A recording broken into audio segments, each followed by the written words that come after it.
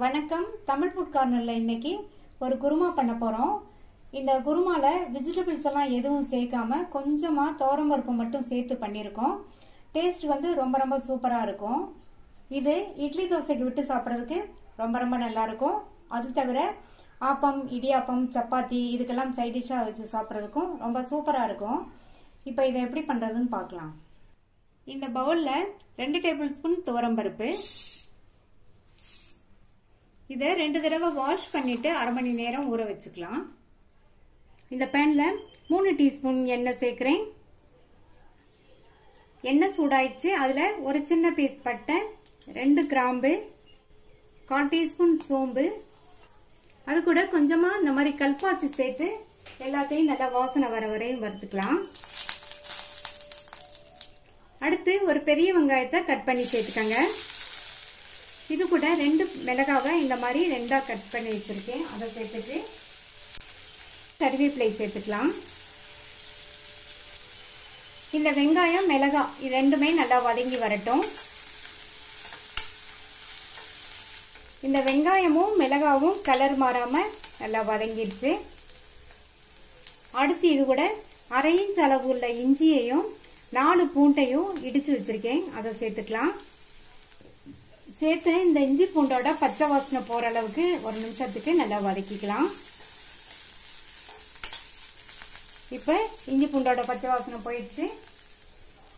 அடுத்து இதுல 2 medium size தக்காளியை இந்த மாதிரி கட் பண்ணி சேர்த்துக்கோங்க.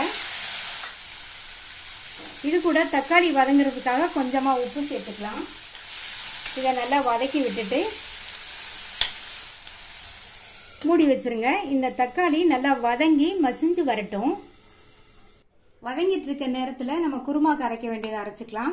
இந்த மிக்ஸி ஜார்ல 1/4 கப் தேங்காய் துண்டுகள், 2 காஞ்ச மிளகாய், 1/2 டீஸ்பூன் சோம்பு, அடுத்து இதுல நம்ம அரை மணி நேரமா ஊற வச்ச துவரம் பருப்பை சேர்த்துக்கலாம்.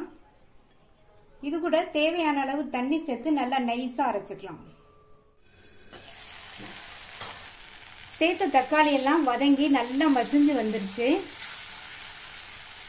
அடுத்து இது கூட 1/4 டீஸ்பூன் மஞ்சள் தூள், 1/2 டீஸ்பூன் மிளகாய் தூள் சேர்த்துக்கலாம். நம்ம வதக்கும் போது பச்சை மிளகாய் சேர்த்திருக்கோம், அப்புறம் அரைக்கும் போது காஞ்ச மிளகாய் சேர்த்திருக்கோம். அதனால இந்த காரம் வந்து சரியா இருக்கும். இது கூட 1 டீஸ்பூன் கொத்தமல்லி தூளும் 1/2 டீஸ்பூன் சீரகத்தூளும் சேர்த்துக்கங்க. அடுத்து இது கூட 1 டேபிள் ஸ்பூன் போல தண்ணி சேர்த்து நல்லா வதக்கி விட்டுறலாம். சேர்த்து இந்த மசாலா தூளோட பச்சை வாசனை எல்லாம் போற அளவுக்கு வதங்கட்டும். மசாலா தூளோட பச்சை வாசனை எல்லாம் போனதுக்கு அப்புறமா நம்ம அரைச்ச விழுதை இது கூட சேர்த்துக்கலாம். சேர்த்துட்டு நல்லா மிக்ஸ் பண்ணி விட்டுருங்க.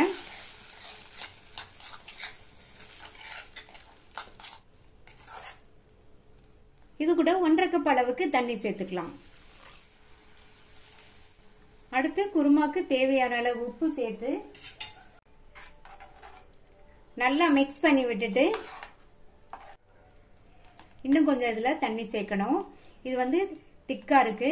இன்னும் கொதிச்சு வரும்போது இன்னுமே திக்காகும். அதனால இன்னும் கொஞ்சம் தண்ணி சேர்த்துக்கிறேன். இன்னொரு 1/2 கப் தண்ணி சேர்த்திருக்கேன். இப்ப இந்த குருமா நல்லா கொதிச்சு வரட்டும். இப்ப நல்லா கொதிக்க ஆரம்பிச்சிருச்சு. ஸ்டவ்வை வந்து சிம்ல வச்சிருங்க. ஒரு 6-7 நிமிஷத்துக்கு நல்லா குருமா கொதிச்சுட்டு இருக்கட்டும். கொதிச்சுட்டு இருக்கும்போது இந்த மாதிரி அடிக்கடி கிண்டி கொடுத்துட்டே இருங்க, இல்லைன்னா அடியில பிடிச்சிரும். இந்த குருமா பண்றதுக்கு வெஜிடபிள்ஸ் எதுவுமே தேவையில்லை. துவரம் பருப்பு, தேங்காய் மட்டும் இருந்தா போதும். ரொம்ப ஈஸியா வேகமா இந்த குருமாவை செஞ்சு முடிச்சிடலாம். 6-7 நிமிஷமா கொதிச்சு குருமா கரெக்டான கன்சிஸ்டன்சிக்கு வந்திருக்கு. இந்த கன்சிஸ்டன்சி இருந்தா இட்லி தோசைக்கு விட்டு சாப்பிட்றதுக்கு கரெக்டா இருக்கும்.